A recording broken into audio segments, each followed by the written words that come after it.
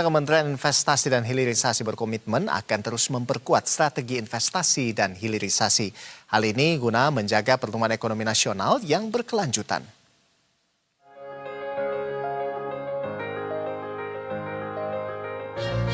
Kementerian Investasi dan Hilirisasi menegaskan akan terus memperkuat strategi investasi dan hilirisasi sebagai fondasi utama dalam menjaga pertumbuhan ekonomi nasional yang berkelanjutan.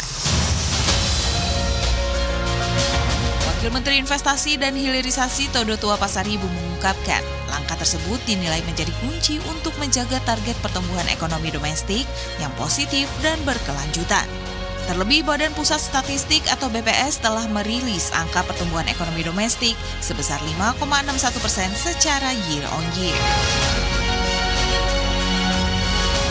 Lanjut, Todo Tua mengungkapkan investasi memiliki kontribusi besar terhadap pertumbuhan ekonomi nasional, di mana pada kuartal pertama 2026 sekitar 30% dari pertumbuhan ekonomi ini dari sektor investasi.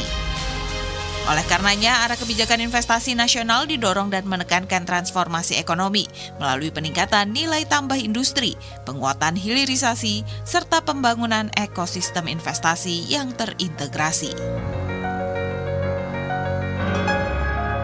Kedepannya dengan target capaian yang besar dan kita akan menuju kepada 8%, berbagai upaya dan kerangka yang harus kita lakukan untuk kita bisa mendorong dalam kerangka berbicara terhadap capaian realisasi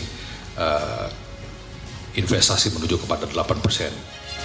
Todo Tua menyebut strategi investasi ke depan harus semakin terarah dan terintegrasi dengan program hilirisasi nasional.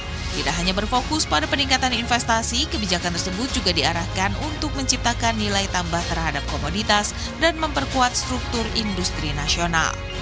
Sejalan dengan ini, pemerintah terus mendorong pengembangan kawasan ekonomi terintegrasi sebagai stimulus bagi percepatan investasi. Strategi tersebut turut diperkuat dengan pembangunan konektivitas dan sistem logistik nasional yang lebih efisien.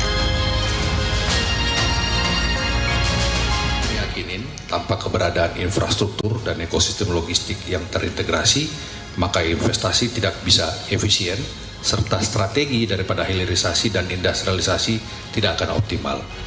Bambang Ismoyo, Berita 1, Jakarta.